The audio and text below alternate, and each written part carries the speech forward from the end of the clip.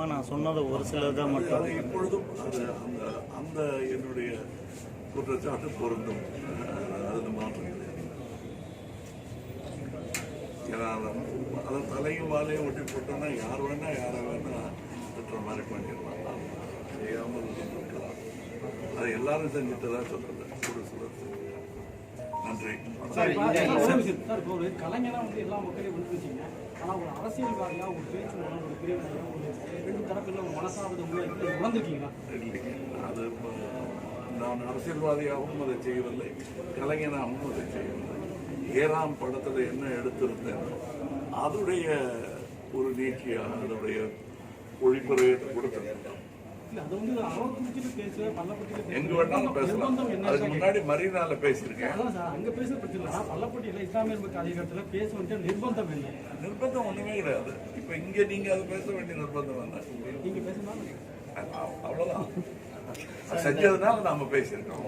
சரி, இப்ப நாடாளுமன்ற தேர்தலையும் இந்த இடைத் தேர்தலையும் தங்களோட கட்சி வந்து ஒரு பெரும்பான்மையான வந்து வாக்குகள் வித்தியாசத்தில் இருக்கு. இப்போ வரக்கூடிய பஞ்சாயத்து தேர்தல் அந்த இதில் உங்களோட நிலைப்பாடு எப்படி இருக்கு? அதெல்லாம் இப்போ பேசிக்கிட்டு இருக்கோம். கண்டிப்பாக அதற்கான ஏற்பாடு எல்லா இடத்திலும் மக்களுடன் மக்களுக்கு சேவை செய்வது என்னென்ன பங்களிப்பு இருக்க முடியுமோ அதில் எல்லாவற்றையும் அதை செய்வதற்கு முனையும் மக்கள். மக்களவை தேர்தலில் நீங்கள் வாங்கிய ஓட்டுகள் உங்களுக்கு மக்கள் அளித்த ஆதரவு உங்களுக்கு எப்படி இருக்கு உங்களுடைய சொல்லுங்கள். அது பேராதரவு என்பதை நாங்கள் சொல்வது மாத்திரமல்ல, இந்த அனலிஸ்ட் என்று சொல்வார்களே அந்த மாதிரி அறிஞர்கள் கூட, ஆராய்ந்து ஆய்வில் ஈடுபட்டிருப்பவர்கள் கூட அதை பெரிதாக நாங்கள் நினைத்ததை விட கொஞ்சம் ஒரு படி மேலாகவே பாராட்டுகிறார்கள்.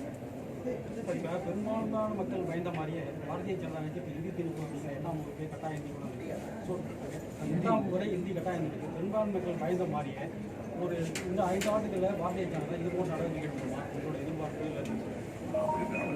அப்படி இந்த மாதிரி திணிப்பு நடவடிக்கைகள் எந்த மொழியாக இருந்தாலும் சரி, நாங்கள் விரும்பாத திட்டங்களாக இருந்தாலும் சரி, அவைகளை எங்கள் பால் திணிக்க முடியாது, திணிக்கக்கூடாது என்பதுதான் மக்கள் நீதி மையத்தின் கருத்து. அதுக்காக நீங்க போராட்டம் நடத்துங்களா சார்? மக்கள் நீதி மையம் சட்டபூர்வமாக என்ன உண்டோ அது கண்டிப்பாக செய்யும். அரசியல் ரீதியாக தேர்தல் நேரத்தில் வந்து மக்கள் வந்து திசை திருப்பும் விதமாக அதை கண்டுகொள்ளாமல் இருக்கணுங்கிறதுக்காக கெயில் மற்றும் ஹைட்ரோ கார்பன் திட்டத்தை வந்து அந்த இடத்துல தமிழக அரசு வந்து அமல்படுத்திட்டு அதை எப்படி பார்க்குறீங்க? அதெல்லாம் சட்டப்படி எதிர்கொள்ள வேண்டும், மக்கள் அதற்கு துணை நிற்க வேண்டும். அவர்களுக்கு பிடிக்கவில்லை என்றால் அரசியல்வாதிகள் பார்த்துக் கொள்வார்கள் என்று மாத்திரம் விடக்கூடாது. நாங்களும் செய்வோம், அவர்களும் அதில் தங்கள் குரலை எழுப்ப வேண்டும்.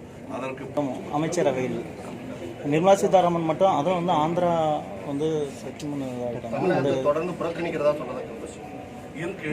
அது வந்து இப்பொழுது நாம் புதிதாக சொல்வதல்ல, அரை நூற்றாண்டு காலமாக சொல்லப்பட்டு கொண்டு மத்திய அரசின் விவசாயிகள்